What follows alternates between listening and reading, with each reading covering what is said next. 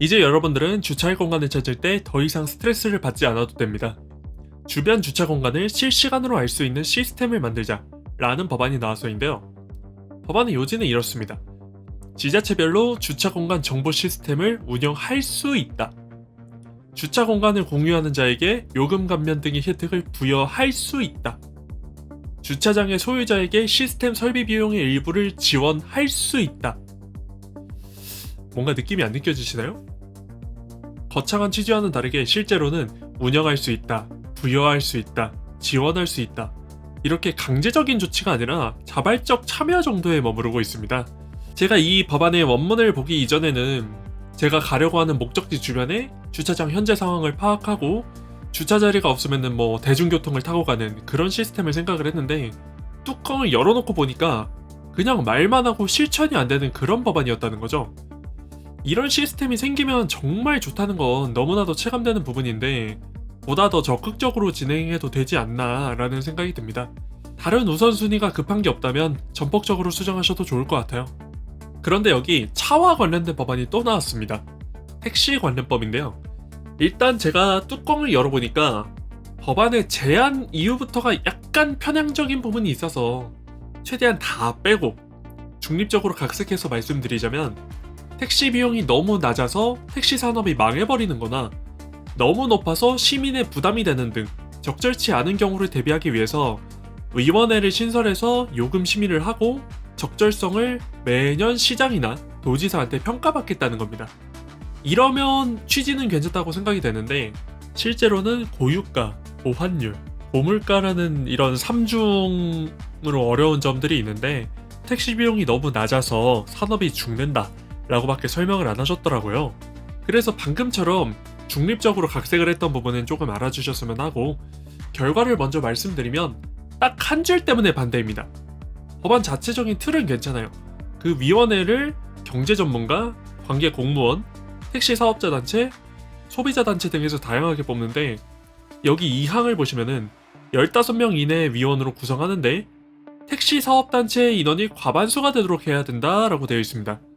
여러분들은 민주주의 방식에서 과반수의 의미를 잘 아시니까 이 위원회가 어디로 흘러갈지 예측이 되실 거라고 생각을 합니다.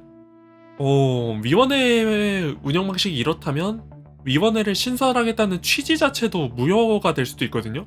그래서 이걸 3분의 1 정도로 해서 다른 전문가들도 택시단체의 주장을 이해하고 받아들인다면 요금을 올리는 체제로 가는 게 맞다고 생각이 됩니다.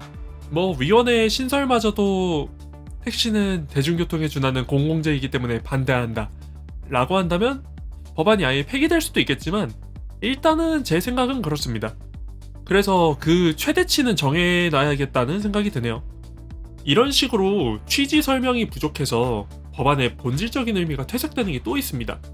여성 할당제에 관한 법안이 나왔습니다. 제가 말씀드리면 약간 민감한 부분일 수도 있는데 최대한 중립적으로 법안을 각색을 해보자면 남성과 여성은 생각도 다르고 잘하는 분야도 다르기 때문에 지역구 국회의원이나 나라를 이끄는 지자체장 등에서 어느 한쪽이 극단적으로 적다면 그들이 정책적으로 소외가 된다. 그렇기 때문에 평형을 맞춰서 소외되는 사람이 없도록 해야 된다 라는 취지를 설명하려고 하신 것 같은데 그냥 법안의 제안 이유에는 후보자의 비율이 적어서 대표성 부족 문제를 해결할 수 없으니까 여성 추천 의무화를 실시해야 된다 라고 적어 놓으셨더라고요. 이대로면은 대중이 납득할 수가 없고 불필요한 언쟁이 일어날 것 같아서 수정을 해주셨으면 하고요. 그래서 일단 취지가 수정됐다고 치고 법안 분석을 들어가 보자면 전국 지역구의 40%를 여성으로 추천해야 된다라는 게 법안의 요지입니다. 선발이 아니고 후보로 추천하는 거라서 실제로 유권자의 투표에 의해서 20%밖에 안 남을 수도 있고 그래요. 이 방식은 좋긴 한데 한 번쯤 다시 생각해야 될 부분이 있는 것 같아요. 최종 목표가 여성의 참정을 이루고 정치 문화를 개선하는 거잖아요. 근데 현재의 미디어 환경에서는 사람들이 복잡한 인지 부화를 싫어하니까 편한 것만 찾게 돼요. 그리고 또 유튜브 알고리즘의 문제로 인해서 확증 편향된 부분들만 알려줍니다. 그 결과로 상대편을 공격하고 쉽게 도파민을 주는 후보들에게 자신의 표를 던지고 인기를 줘요. 근데 그거는 남성 호르몬의 영역이거든요. 테스토스테론의 수치가 높으면 극단적이고 투쟁적인 성향이 있고, 반대로 여성 호르몬인 에스트로겐의 수치가 높으면 타협적이고 공감 능력이 뛰어난 성향이 있습니다. 근데 여성의 참정을 이룬다고 하는 건 그런 공감 능력이나 타협적인 능력들이 뛰어난 사람들을 뽑겠다, 이렇게 저는 의미를 받아들였거든요. 근데 실제로 그런 사람들이 국회에 진입을 하더라도 결국에 그 안에서 살아남기 위해서 남성 중심의 양극화된 사고방식에 동화될 수밖에 없다 라고 하는 거예요. 그렇게 안 하면 안 뽑아주니까요. 그래서 실제로 여성 정책이 더 늘어나서 효과를 볼 수는 있겠지만, 본질적인 여성의 참정 의미를 살리려면 유튜브의 편향된 채널이나 극단적인 언론사들을 싹 다 개선해야 된다고 생각하긴 합니다. 뭐 당장 저조차도 편향돼 있을 수 있어요. 근데 그거를 자중하려고 노력을 하고 있는데 대형 언론사들은 그게 잘 이루어지지 않는 것 같다, 뭐 이런 말씀을 드리겠고, 조금 말이 길었습니다. 약간 소란스러웠던 점 죄송하게 생각하고요. 이렇게 소란스러운 인터넷 방송을 규제하는 법안이 나왔습니다. 공공장소에서 소란행위를 하는 것을 막겠다는 취지인데요. 법안을 까보니까 취지와는 다르게 버스킹 문화를 없앨 수도 있어서 약간의 수정이 필요할 것 같습니다.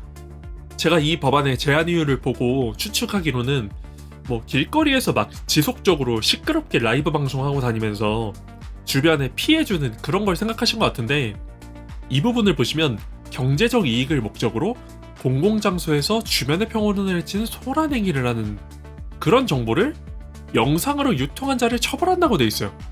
그러니까 쉽게 말하면 여러분들이 버스킹하는 사람들을 인스타그램 스토리나 릴스에 올리면 처벌받는다는 겁니다. 만약 그런 인스타그램의 릴스나 유튜브의 쇼츠와 같은 문화를 없애는 결과를 원하신다면 좋은 법안이 되겠지만, 설마 그걸 원하시진 않겠죠? 그래서 이런 포괄적인 부분을 수정하셔야 될 것 같습니다. 그렇지만 오히려 포괄적이어서 좋은 법안이 나왔습니다. 현재 법의 사각지대에 있던 프리랜서나 일용직 노동자 같은 분들을 위한 법이 나온 건데요. 무려 이름도 일하는 사람 기본 법안입니다. 내용이 좀 길어서 중요한 것만 알려드리면, 일반적인 직장인과 차별받지 않고 이제는 거의 비슷한 대우를 받고요. 계약서를 의무화해서 적어야 됩니다. 그리고 4대 보험 중 일부를 사업자가 비용 부담을 해야 됩니다. 뭐 계약서는 그렇다 치더라도 고용보험이랑 산재보험을 사업자가 부담해야 한다는 측면에서 치열한 논쟁이 예상되긴 하는데, 결과가 어떻게 나올지는 저도 장담이 안 되네요. 그냥 여러분들한테는 요즘에 노동자들의 권리를 보장해 주려고 노력하고 있구나, 이런 방향만 기억하시면 된다고 말씀을 드릴 수밖에 없을 것 같습니다. 이거는 뭐 정답이 없는 문제라서요. 하지만 확실한 정답이 있는 그런 법안이 있습니다. 신용카드의 리볼빙, 즉 이용 금액을 다 못 갚았을 때 2월에서 나중에 해결하는 방식 아시죠? 근데 이게 이자가 조금 센 편인데 은행이 이걸 구체적으로 얘기하지 않아서 여러분들이 예상치 못하게 수수료를 부담하는 사례가 늘어나다 보니까 그걸 확실하게 고지하도록 해서 건전한 이용 문화를 만들어 보겠다는 법안입니다. 상당히 취지가 좋고 내용도 깔끔한 법안이라고 생각이 되네요. 근데 반대로 의료 공백이란 취지는 좋으나 내용은 약간 형평성이 맞지 않는 법안도 있습니다. 의무장교, 그러니까 의료군인의 복무기간이 3년이다 보니까 의학을 전공한 사람들이 의료군인으로 안 가고 현역병으로 1년 반만 짧게 복무하는 상황인데, 그래서 의료 공백이 발생하고 있다. 이걸 막기 위해서 의무 복무 기간을 2년으로 단축하자라는 법안입니다. 그래서 딱 두 가지를 얘기를 해요. 3년에서 2년으로 바꾸자. 군사교육기간, 즉 훈련소에 있던 기간을 복무기간에 포함해달라. 근데 앞뒤가 안 맞습니다. 훈련소에 있던 기간을 복무기간에 포함시키는 거는 의료군인들이 다른 전문연구요원이나 산업기능요원들에 비해서 형평성이 없던 것이 맞기 때문에 뭐 이걸 포함시켜주는 것은 뭐 나름대로 타당하다라고 생각을 하는데, 의료군인의 복무기간을 2년으로 바꾸자고 한다면 똑같이 전문연구요원들이나 산업기능요원들도 2년으로 바꾸자고 하는 게 맞거든요. 근데 그렇지 않고 의료군인의 한정해서 2년으로 바꾸자라고 얘기를 했습니다. 제가 뭐 며칠 전 걸 가져왔다 보니까 아직 법안이 준비 중이라면 이해가 되는 부분인데, 그런 게 아니라 여기서 끝나는 거라면 형평성을 맞추자고 오히려 형평성에 어긋나는 것을 만들고 있다는 겁니다. 차라리 현실적으로 실력을 쌓을 수 있도록 복잡하게 체계화를 진행하는 게 올바르다고 생각이 되네요. 오늘의 영상은 여기까지입니다. 다소 평소와는 다르게 법안들이 길었던 면들이 있는데 제가 채널을 시작한 지 얼마 안 됐다 보니까 방향이 막 뚜렷하게 잡힌 건 아니거든요. 이것저것 많이 시도해보고 있다는 점 이해해 주셨으면 합니다. 그래서 아무튼 내일 다시 찾아오도록 하겠습니다. 감사합니다.